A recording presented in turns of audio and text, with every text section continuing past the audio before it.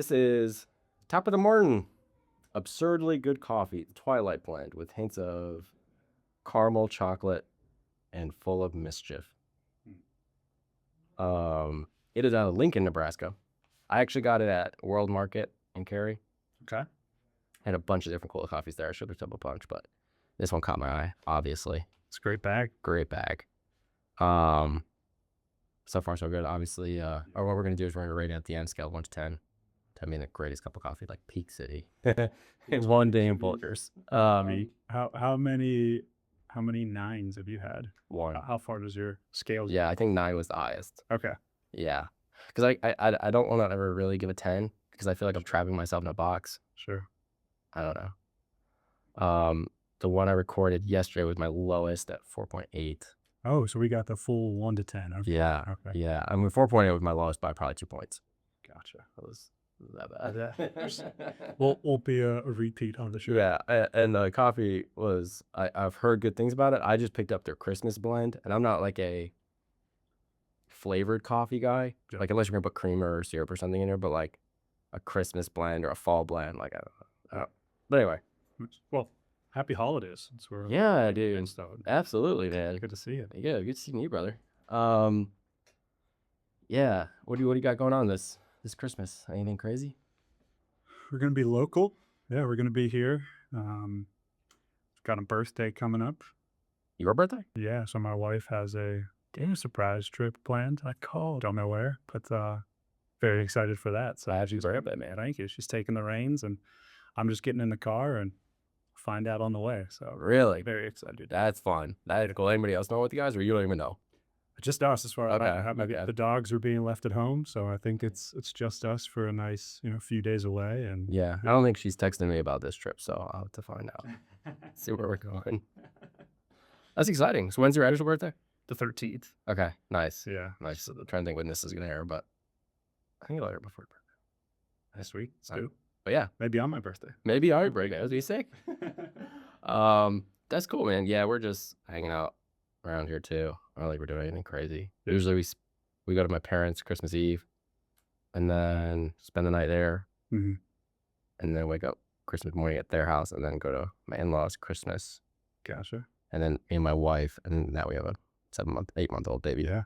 We'll go back to our house at like 4, and then kind of just do our own thing. I'd wind down, put the comfies on, some Christmas music going. But on It's a Wonderful Life, I'll just dude. ride out. I freaking love the season, man. Yeah. Which favorite, all-time favorite Christmas movie?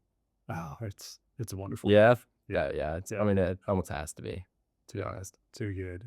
Family Stone would be a close. Family Stone? Yeah, the Family Stone. I want to sing that. Check it out. Okay. Check it out. Yeah. All right. And White Christmas. Just Yeah, that's yeah. my mom's all-time favorite. Okay. So we grew up watching it all the time. Know all the songs. I mean, it's just a classic. So those 3 are probably in the rotation for Okay. favorite. But It's a Wonderful Life. Yeah. Cake. Yeah. Yeah. It's got to. For whatever reason, I think it's a hilarious movie, but every year we watched 4 Christmases with Vince Vaughn and the Reese Witherspoon. Yeah. So funny, dude. I love that movie.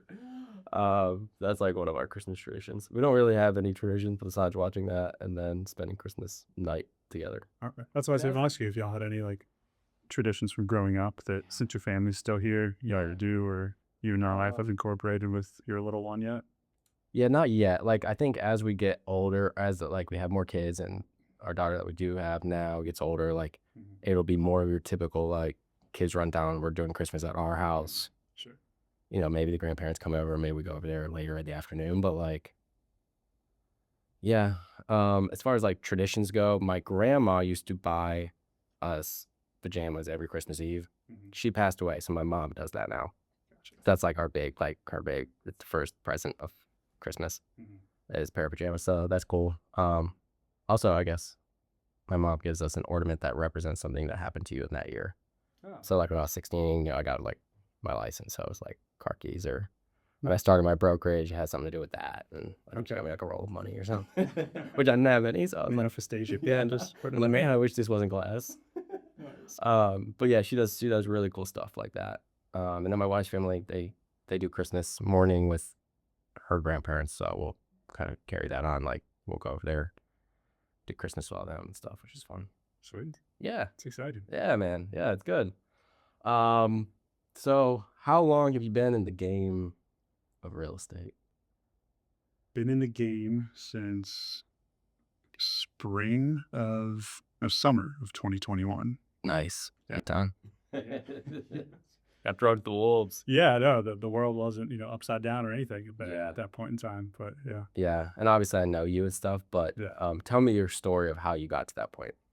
Yeah. So when I lived in Florida prior to moving up here, I got into real estate. It became something I was interested in by owning a home myself. So ended up buying a town home down in Florida. My parents helped me get that. So very, very grateful for their support and kind of opening that door. But once I owned a home, as there's just different things that you wouldn't do as a renter. Like you're responsible for things. So now I'm replacing garbage disposal, and I'm figuring out how to do it on YouTube, or diving into woodworking and making floating shelves and just doing things to add value to the home and kind of reinvest in the investment, and just got the wheels churning of like, yeah, this is really cool and I'd like to dive further into it. I mean, I have a sales business development background, so there's a lot of things that are transferable with that. And I was able to basically do a cash out refi and really get into the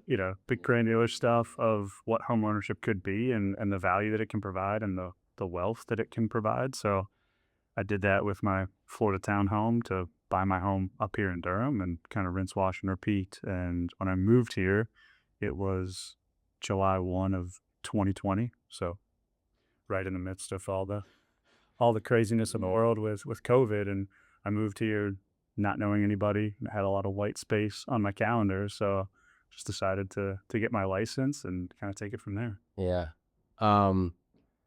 Walk me through a little bit of your days at the ball boy at Pittsburgh, 'cause that's such a cool story as fellow Steelers fans. And then you ended up going to WVU, Yeah. right? Is that where you went to college? Yeah. Okay. Yeah. Undergrad and grad school there. Yeah. So my first job ever from Latrobe, Pennsylvania. My parents' house is 5 minutes from St. Vincent College, which is where the Steelers do training camp every year. And so it was just right place, right time, as so many things, are in life. And my brother, my buddies, and I, we would go to training camp pretty much every day. That's just how we spent our summers. And we were always there, first in line, trying to get autographs and trying to watch practice. And, one day, the equipment manager, who's the boss of the ball boys, he just came over, saw us every day. He's like, "You kids are here every day. What are you doing?" So we gave him our story, and he's like, "Well, come on, check out the facility." So he gave us a tour. And then, as fate would have it, a few ball boys who lived in Pittsburgh and were a little further from home, because Latrobe's about an hour from Pittsburgh. Okay. They're away from home. It's long hours. You're working 14, 15, 16-hour days sometimes in training camp. It's nonstop. They thought that the work was just too hard, and so they ended up quitting. And that was about a week after we kind of had the tour of the facilities, and equipment manager came up to us. He's like, "Hey, got to talk to your parents. Do you guys want to be ball boys?" And my brother got in first, and then once he was in, I was kind of in, so followed suit. But yeah, that was a incredible experience, and probably one of the most rewarding things I did at that point in my life.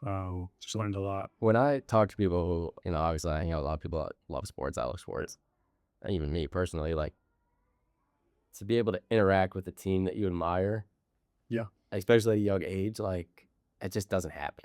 No. Like, you almost never even get to go see their games, let alone be in their facilities, talk to the players, and like, Right. that's crazy. Right. I was very grateful for that opportunity, and there was definitely a shell shock early on, because I'm in the building, and that's Jerome Bettis, that's Hines Ward. But I learned very quickly, like, no, you're here to do a job. Like, this isn't fan time, and so it kind of shifted in that regard. But yeah, it was so beneficial for me, just learning kind of the ins and outs of, I don't know, what it means to be in a profession. And just just a 14, 15-year-old kid, you don't really have a concept of that. But working under Coach Cower and some of the guys in the organization, it was definitely life-changing in that regard, and put me on a very, very interesting path. Yeah, Yeah. that's so cool, dude. Did any players ever like, "Hey, buddy, what's going on? What's your name?" Anything like that? Like, "Here, here's my gloves." Yeah, man. So that was when I was working the home games. So as a ball boy, you just worked the home games. You didn't travel because whatever home team the Steelers were going to that week, the Giants, the Titans, their ball boys would take care Okay. of the away team. Same thing for home games for the Steelers. So I was fortunate enough to be on the opposing team sideline every game. So you ever see those guys with the fluorescent K or the X vests on? So I was the K ball boy. I did all the kicking balls. So Okay. it was nice because I could kind of chill out on, first and second down and just kind of watch the game. And there's no better seat in the house that, right there on the sideline. So I would handle the kicking balls, in that regard. But basically the NFL didn't want to have, any possible tampering or things like that with the home sideline having the kicking balls. So you're always on the away sideline, which is great because I'm around the Steelers all the time and I get to see the Chad Johnsons and the Eddie Georges of the world and be able to kind of be on that side for a little bit. That's cool. Yeah. Yeah. I heard actually that, and you would know this better than I would, probably, but the reason that these kickers are kicking it from beyond midfield now is 70 yarders is they switched the rule with the kicking ball. Did you hear about that? I'm not, no. So that's why like the record was broken this year. But I feel like, I mean, you have all these 60-plus yard kicks this year, and it's because I guess the kicking ball you weren't allowed to. You would get right before the game, so you weren't allowed to break it in or anything like that. You weren't allowed to practice with it. You weren't allowed to like get at the shape you want. I guess you have a few minutes before the game to do that, but now you can do that well before the game, and then the refs just check the ball to make sure that there's nothing crazy with it. But now that you can practice with the kicking ball, so obviously like there's a designated kicking ball, and that you can kind of morph it how you want a little bit. Obviously like when they're about to kick the ball, they always kind of push it down a little bit. Yeah. So I don't know, but I did hear that's why there's a big difference this year as far as like distance of kicks and accuracy of kicks is because they're allowed to do that. Well, spot on. So we would effectively, pregame, you get the balls ready, you fill them with the right amount of air, scrub them down, all that stuff, and then you have a separate, every down ball bag, and you have a separate ball bag for kicking balls. That was probably our most important job as the ball boys is to what you're talking about, break in those balls. Okay. Because we'd meet with the kickers pregame, and they don't want to kick a pointy ball. They want it to be as round or as kind of beat up as possible. So on cold weather games when the heaters are on the sideline, like we're putting the ball in the heater, we're kneeling on it, we're putting it on the corner of the bench and like trying to break it in. Interesting. There wasn't necessarily anything, illegal as a competitive advantage around it. It was just the kickers would meet with us and they'd kind of tell us, yeah, beat it in as much as you can. And, so they could get the balls as circular as you can because they're easier to kick, as close to a soccer ball as you could get, or easier in that regard. Yeah. How did you end up at West Virginia? Yeah. So I knew that I wanted to study sport management and kind of take that athletics path given the Steelers, position, just being shown, what's possible.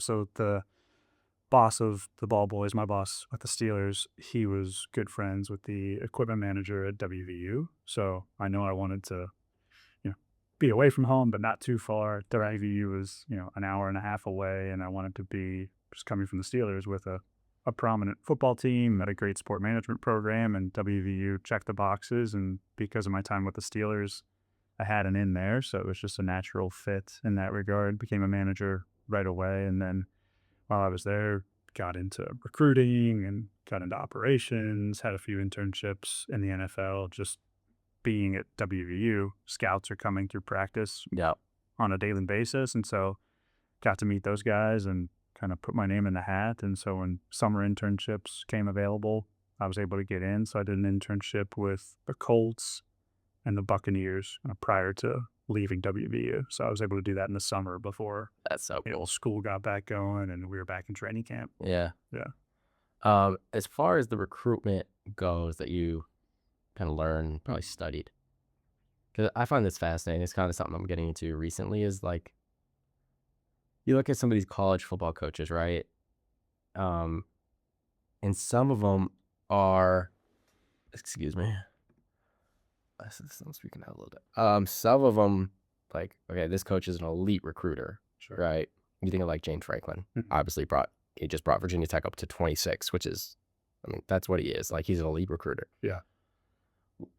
Why? Like, how does somebody become such a good recruiter? And I'm not really talking about sports. I mean, I guess Sure. good, but that's just kind of where my mind goes, is because you think of college football or whoever, and you think of, oh, they can build a program because of their recruitment.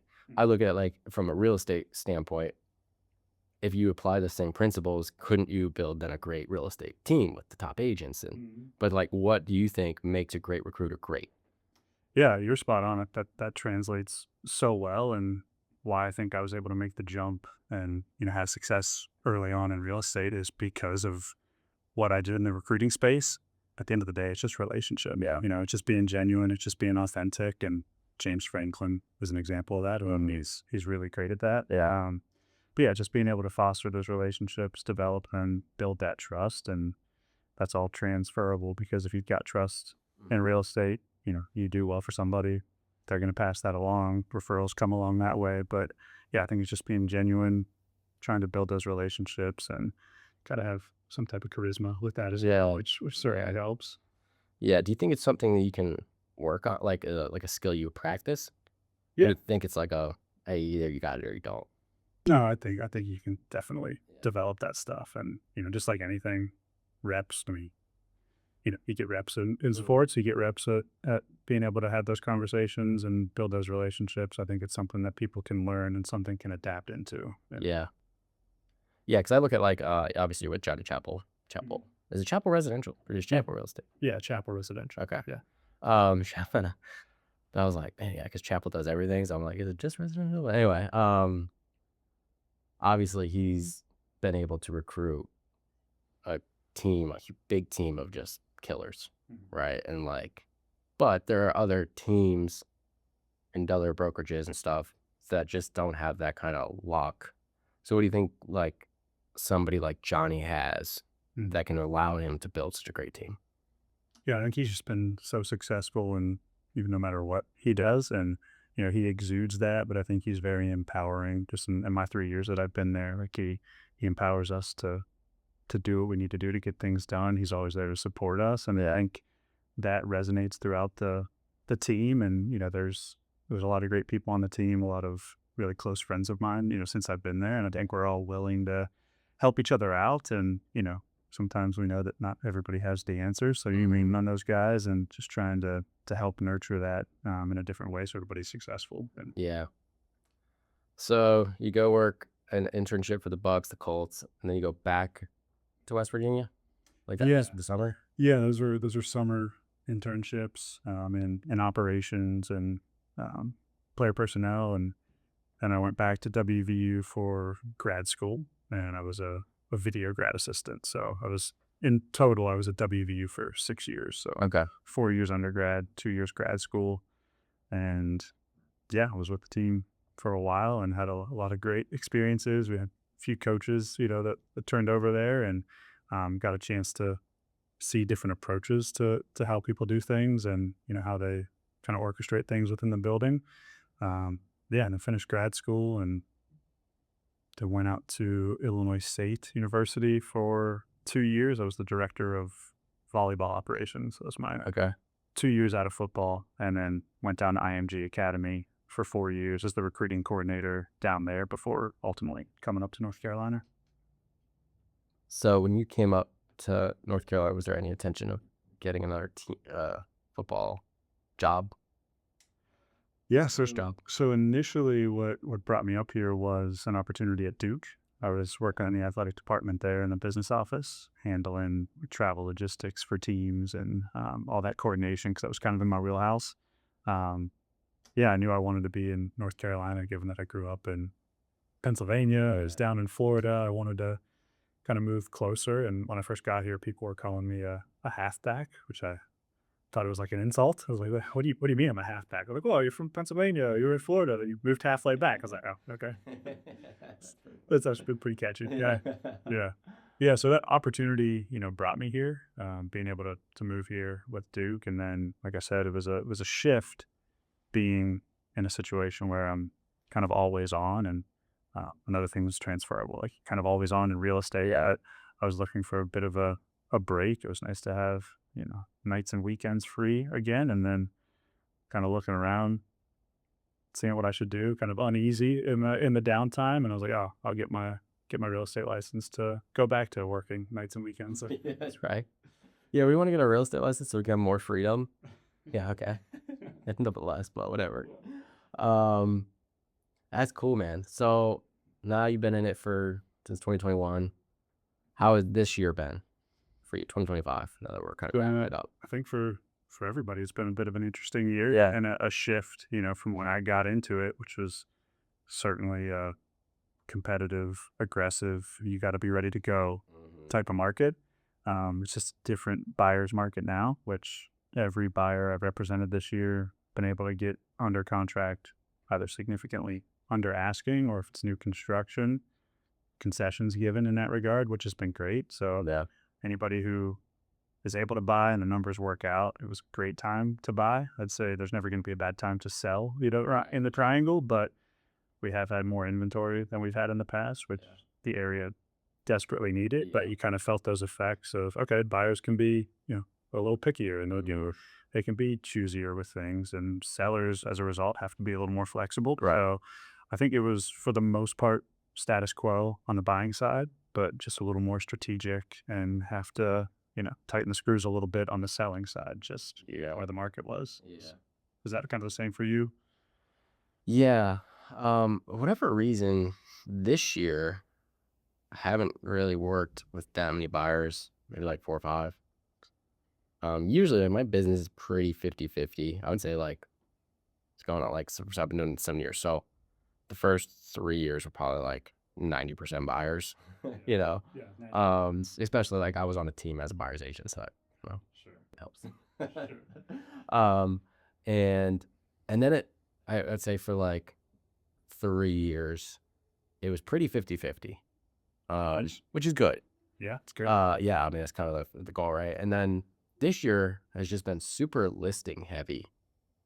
And I don't know if I didn't pursue buyers the way I used to, and it's just like, hey, the listings are coming, so let's just keep those rolling. Sure. I don't know. It was still. I'm not ever in the 7 years that have done worse the current year than I did the past year. So that's always obviously, Arrow's always pointing up. yeah, which is always great. And so I'm super blessed by that. But looking at like 2026 and kind of my plan for that is, yeah, let's bring in some more buyers, kind of cultivate some of those relationships, and see what we can get out of those buyers. Because eventually, ultimately, the goal is to have buyers turn into sellers, Sure. Yeah. and then get more buyers. And so, yeah, I think that's kind of going to be a little bit more of a focus. And not obviously that I don't want to do sellers. If sellers is still the majority of my business, that's okay. Sure with that. But, yeah, like only having 5 or 4, 5, 6, whatever it was this year, I was like, oh, that's looking back. I was like, wow, that's too low, you know? Yeah. Um, And that there is quite a contrast between, being a seller's agent versus being a buyer's agent. Or was the buyer's agent, there's always something going on. Like you're on the go, you're yeah, going to 4 or 5, showings a day, and you're continuing to check lists and go back and forth on homes. Whereas on the seller side, you're making your calls, you're outreaching to people who you think would be a good fit, but it's less active yeah. than it is on the buyer side, which and I'll take either, but I definitely enjoy the activity and being out and about, and seeing new homes and getting familiar with new developments. The exciting emotion with buying. Yeah. For the most part. Obviously, you're gonna have your kind of, you have to move away or whatever, and so you don't want to. So you like moved away from your family in Utah or whatever, and you end up here. But that's a rare case. I feel like most of the time you're at the closing table is a very happy occasion Yeah. for buyers, and that's not always the case for sellers. Like sellers, our kids all went off to college, and we have this big empty house. Let's sell it. And so there's usually more of like a, not negative, but the emotions are different. Sure. Yeah, no, I get that. It's like there's certainly the feeling of, I've worked with a lot of first time home buyers, and being a first time home buyer, at one point myself, like that's such a rewarding thing. Yeah. Being able to help somebody achieve that. And yeah, there's heightened emotions. There's a lot going on, and a lot of times you do have to handhold quite a bit 'cause they just don't know what they don't know, and so Yeah. it's obviously where we come in is to be the experts and to kind of calm those nerves, calm those fears. So be that kind of assurance in that regard. Yeah. That's a great feeling. To your point of like a seller, transitioning after they've been in their home and raised their family for 20 plus years. Like I certainly relish the opportunity to be able to like help them transition and make it an enjoyable experience. Yeah. Not always, as easy as it sounds, but a great opportunity just to be able to show the value in that regard. Yeah, 100%. On the yeah, too, with the sellers. Like, for me, I just like competition. Yeah. Like I always have. So it's like, when I get to go into a listing appointment knowing other agents are also interviewing for the listing, like, I like that because it's like, you don't win them all, so you might lose. Sure. But there have been a few that I've thought for sure, like, an agent way better than me or more experienced than me that have a bigger name than me that I'm going against, and I'm like, it's exciting. And then you get it, and you're like, hold on. Let's go. Did I just land the spouse star recruit? That's right. Exactly. Now I know how James Franklin feels. And so, yeah, like I really do like that aspect of competition. Yeah. Obviously we a lot of religions are like, oh, it's not competition. It's not like as far as like we're gonna steal each other's clients or anything like that. Yeah. But it is like, in some sense, a competition of, hey, we are both trying to get this listing, Right. and whoever's better is gonna get it. I mean, we're in the triangle, so there's enough to go around. There is But enough. it is validating when Yeah. when you're able to come away with one that put a lot of effort and energy into, and Yeah, especially like, the one I'm thinking of was, I got it because I was the most prepared. They said, like, you came in, you know everything about our house, you didn't just like kind of do a quick little like, oh, okay, here's what I think you can get for it. Had a very like thorough plan, marketing, like all that stuff, and so, knowing that like, okay, the work I put in sealed the deal, not just because they like my personality more, which is great, but right. to know like, okay, the work I'm actually doing is making a difference in the sales that I'm trying to make. Yeah.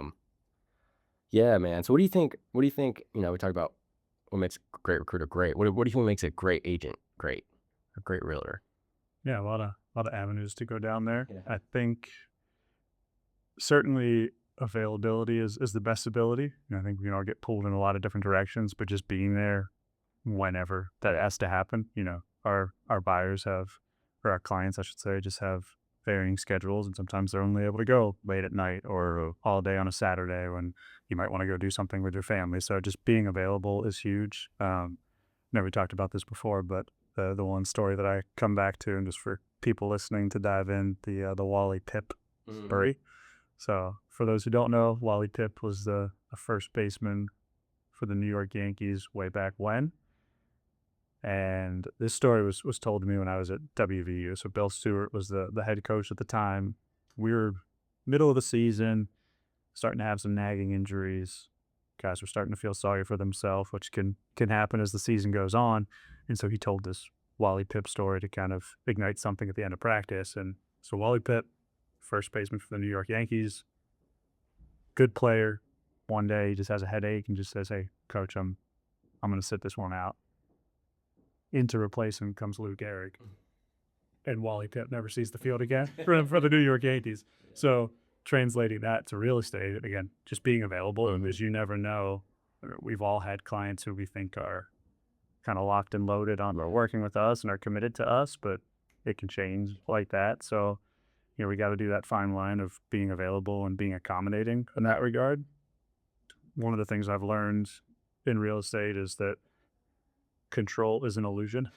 There's just so much out of our control. Yeah. Change is the only constant, and we have to be able to pivot. You got to be adaptable. You got to be flexible, and being a great communicator is paramount, especially when something happens and you have a contract and it falls through, or your clients are really excited about a home and you got a bad inspection report. So how do we pivot? How do you convey that with conviction and have a plan in place to be able to pivot accordingly and be able to communicate that so that your clients have confidence and understand that you have it handled and everything's going to be okay? Because we've all had those just fluky, random things that you would never expect.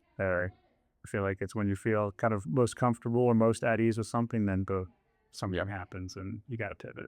Yep. Yeah, with the whole availability ticket thing too, it's, I think any business that you're in should completely run your life? Absolutely not.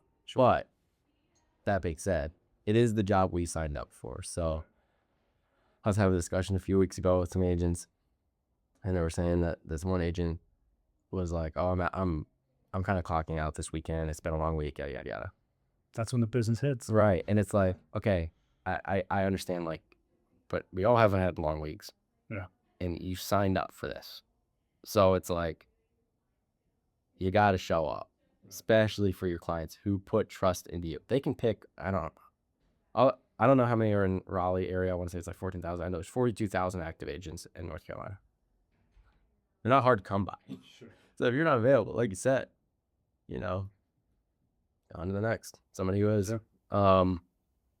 And I don't think that's necessarily a bad thing either. I mean, kind of can weed out some of the agents who aren't Yeah. wanting to be all in, Yeah. No, but I feel like every agent I've talked to has 1, 2, 3 stories about they're going away for the holidays and they're putting in contracts as they're driving. I mean, I remember 2 years ago, my wife and I were driving back home to be with my family for Thanksgiving, and I probably made 3 or 4 stops at gas stations along the way driving up to Pittsburgh because I'm with my buyer's lender. Yeah. I'm talking with them. We're getting the contract put in. By the time we got to the Airbnb, we were under contract. But it was an interesting 8-hour drive and journey. I do about 9 hours because of all the stops. So Yeah. it's like when you least expect it. Oh, That's dude. going to happen. It's actually when you're ready. It's when you don't want business, like you're on vacation or you're trying to visit family out of town. That's when business comes. Did you hear that, universe? We don't want business right now. You go. Okay. Keep it coming. Like almost the exact same thing. Actually, I was coming back from Philly. I guess it was New Jersey. It's right outside Philly, New Jersey. But at a wedding, my cousin's wedding, and on the way down, I was driving with my mom and wife, and I had a listing we were negotiating a deal, and it was coming soon, and that's when we had an offer put in, and so we were a sight unseen. They lived out of state, and ended up being like exactly what my client asked for, as far as like our list price. Like they put in full thing, big due diligence, all that stuff. And this wasn't even during COVID, I don't think so. Anyway, I'm driving down with my wife and my mom, and they're trying to sleep in the car, and every like hour it's like the phone rings. It's like, hey, yeah, we do this, did we get this, you want to do this, and it's just stopping at, like you said, just stopping at gas stations. All right, well, let's adjust this contract, let's make this adjustment, let's initial here, yada yada yada. So but yeah, that's how it always is, man. Yeah, if you haven't written a contract in a Ruby Tuesday parking lot, are you really a real estate agent? Right. That's so true, man. Yeah. Well, as far as your business going forward, where do you kind of see yourself next year? Like, have you started planning for 2026? Not. No. Do you plan to, or do you just kind of? I plan to play. Yeah. I Plan. Yeah. Yeah, you too. I haven't yet. Where do you see 2026 going, and then kind of where do you see, Ryan Patty as a whole? Like, do you see a team? Do you see a brokerage? All that good stuff.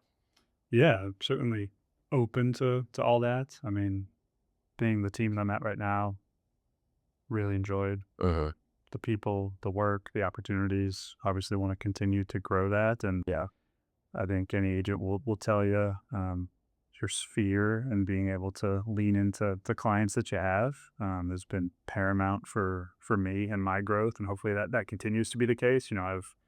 I've had some dear friends become clients, and I've had some clients become dear friends, and you hope you can continue to foster that and keep getting referrals from that. And I'm definitely one who appreciates kind of the organic or genuine growth of my business, and easier said than done. We all have to make the calls. We all get leads coming in of people who don't know us, and we're trying to capture them, and that 2-3 minutes that we have on the phone is not always the easiest. But yeah, continue to grow it. I want to expand on the listing side for sure.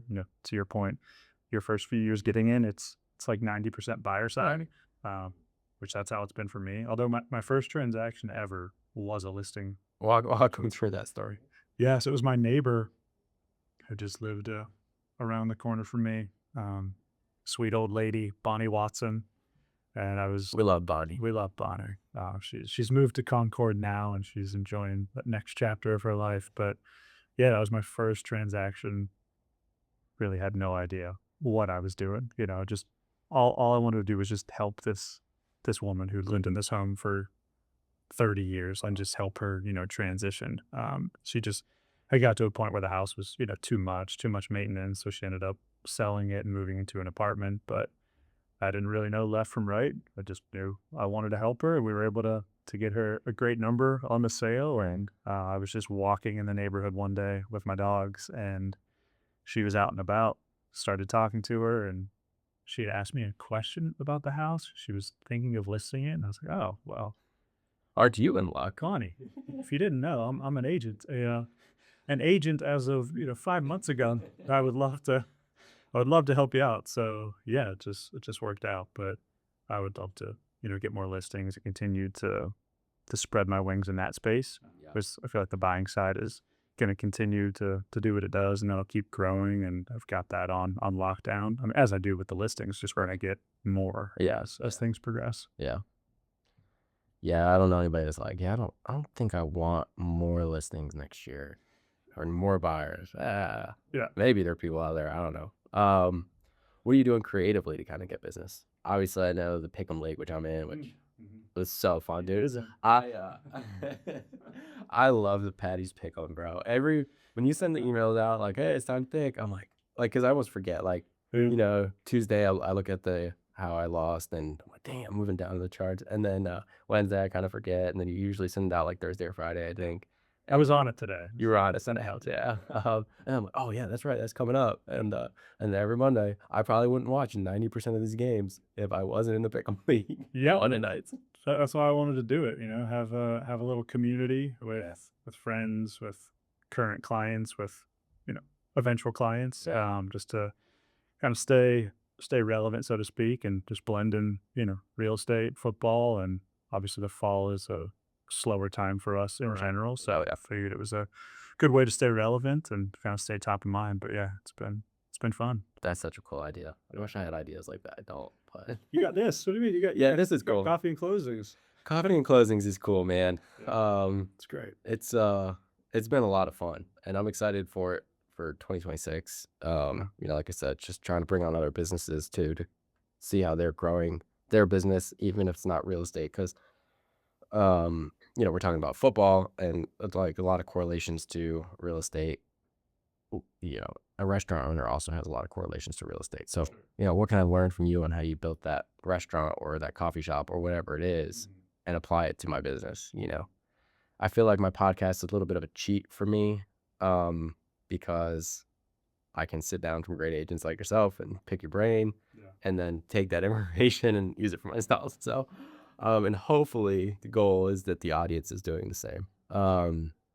That's the goal is hey, like, good nugget here. If you want to start a Pick'em League, highly recommend it. Do it. It's awesome. Indeed. But yeah, man. Yeah, the podcast has been a lot of fun. It's definitely time consuming, but it's been fun. And then for me, for 2026, man, it's just, like I said, I want more buyers, and I'd like to grow out the team. I have one agent, Nice. who's awesome.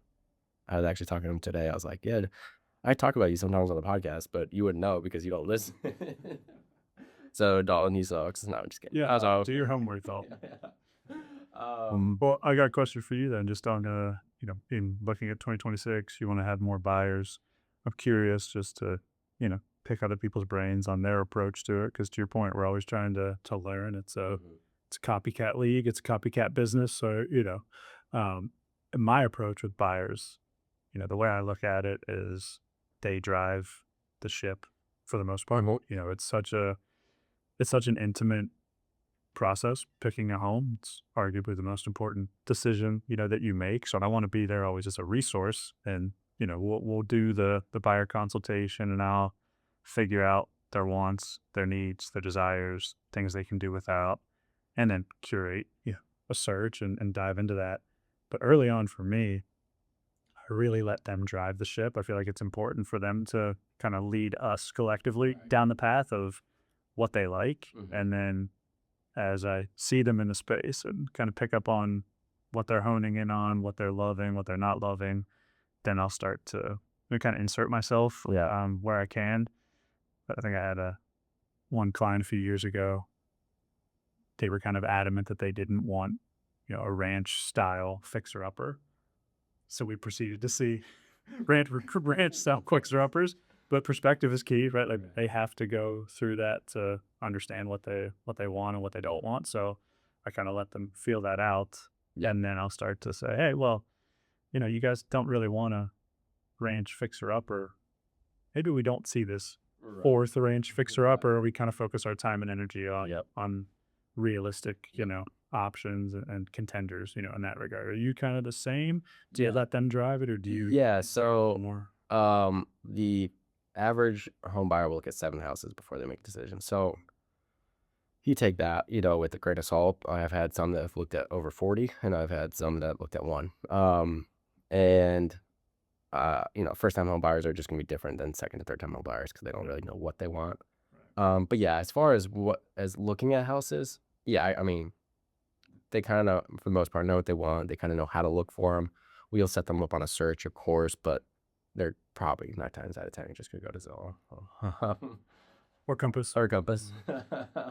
um, and so that part, yes, I'll say where a lot of agents kind of go wrong in the buyer agency aspect is the value they bring during negotiations. That's where I think an agent can really shine. Anybody can kind of look at Zillow or Compass Mhm.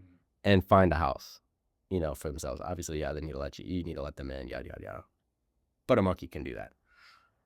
Where are you as an agent? Like, where are these agents? Where are you when it comes to time to negotiate? Have you learned what you can negotiate? Do you know like what aspects of the contract are easily negotiable? Do you know the pain points of the seller? Do you know what the pain points of the buyers are? How can we meet in the middle somehow? Mhm.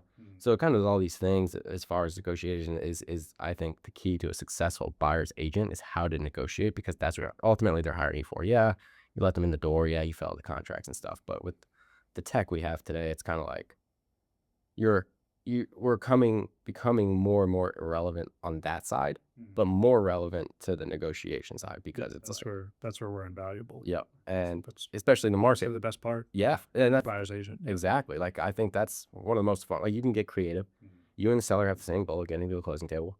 So it's what creative way is a win-win for you and for us to get to that point. And yeah, I think there's a lot of different creative ways to get to that point. And that's why I think collaboration with other agents is huge because obviously as a new agent, I had no idea. Like I could ask for Yeah. concessions, you know.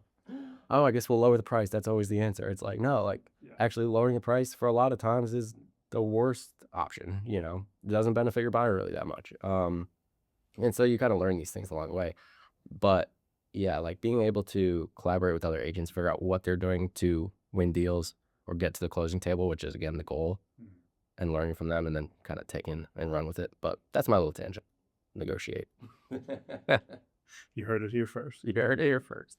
And that's another skill, like, we're talking about recruiting, and I think that's a big skill when you're trying to grow out a team and stuff. But a lot of the same recruiting principles can relate to finding clients, like you're recruiting clients, right? And so, that translates to that. And I think the other big skill is just how to negotiate, how to be a good negotiator. Like a superpower as we progress, and you've been in it longer than me, but I think it's important to call out a superpower can be understanding who you don't want to work with Yep. as well. Yeah. Early on, you're just taking Yep. any business you can find, which is important. Yeah. But you start to learn and pick up on things that might not necessarily be, Right. I don't want to say not worth your time, but Right. you're trying to juggle what's more time sensitive, Uh-huh. what's a little bit more pressing, that you need to dive into. And so it can be a little choosier Yep. as things progress. You can, and have more confidence to say, Yeah. look, I know it's fun to look at 30 houses. It's just kind of fun to do, but we're not going to until you are ready to buy. Yeah. Like, we'll do it when you're ready. Like, you are locked in, you're ready to go, and you're kind of just a picky buyer, whatever. But look, you haven't even finished pre-approval yet. You're probably not that serious. We're not gonna go look at all these houses. And That's a non-negotiable for me yeah, with working with buyers. Is 100%. if they don't have a pre-approval, How long to your career did you figure that out? about 2 years in. Okay. Yeah, about the same with me. Yeah, because again, you're just, as a new agent, you wanna get out, you wanna get acclimated to Which is neighborhoods and areas. No, I think what we talked about with the perspective for buyers as a new agent, it's essential to get that perspective. Mhm. And early on, so every Wednesday, I would just go and tour different homes. I didn't have I didn't have a buyer with me. I was Right. just going and posting a story on, on social media to show that I was out and about and Mhm. seeing homes, but I was going to different neighborhoods. I was getting familiar with different condo buildings, different community. I'm just being out there was certainly beneficial for me just to get that perspective and have some more reference points when I'm showing buyers other places. Yeah. Yeah, that's huge. Yeah. Anything, yeah, for those reps, man. Just get those reps in. The reps. Yeah. Um, but do you love being in this industry? I do. Yeah. I do too, man. I do. And if we talked about it before, but just knowing the responsibility that we have and the impact that we can have on our clients, buyers or sellers, then it's something that I certainly hold in high regard, and I'm very conscious of that. I'm very proud of that we can do that, and we're in a position to have that impact. Yeah, so I don't take that lightly, and grateful for any opportunity that I get. If it's a $200,000 Yep. transaction or $1 million transaction, like you treat them all the same because at the end of the day, it's a very intimate thing to be able to do that on either side. So Yeah. very appreciative of the platform and the opportunity to do it. Yeah. Yeah, it's fun. It's a fun business. It is. Yeah. I always think like, actually, let me ask you, if you weren't doing real estate today, what would you be doing? Probably something sports. Probably some sports. I don't know. Or what would you want to do? What would I want to do? My wife and I have talked extensively about doing, some type of bed and breakfast. Really? Yeah. Like get a nice old Victorian style home, kind of fix it up, make it super cozy, gives us a space to really flex our creative muscle and just, do it up in our own way. So we've flirted with that idea and kind of kicked that around. It's Yeah. really fun. So it taps into the real estate, right? It's real estate esque. Find the right property, fix it up, and turn it into something that would be a lot of fun. So That's cool. that'd be That'd be really cool. yeah, Well, when you do it, let me know so we'll book a night for sure. yeah. What about you? I'm a big cigar guy, Okay, so my dream has always been my dream is to make enough money in real estate where my cigar shop doesn't need to make money.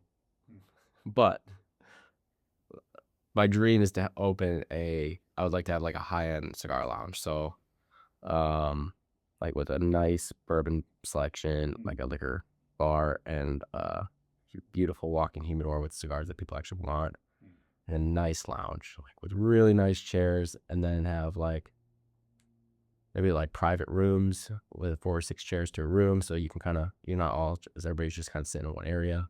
nice. That'd be cool. That's my dream.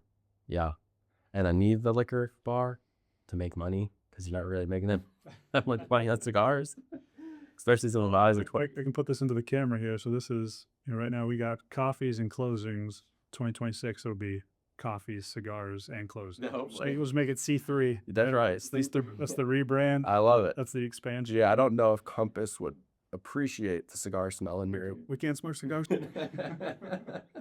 I mean, we could, but We could. Might be my last day here, but it would be worth it. nice, man. That's awesome. So I don't know. Maybe someday.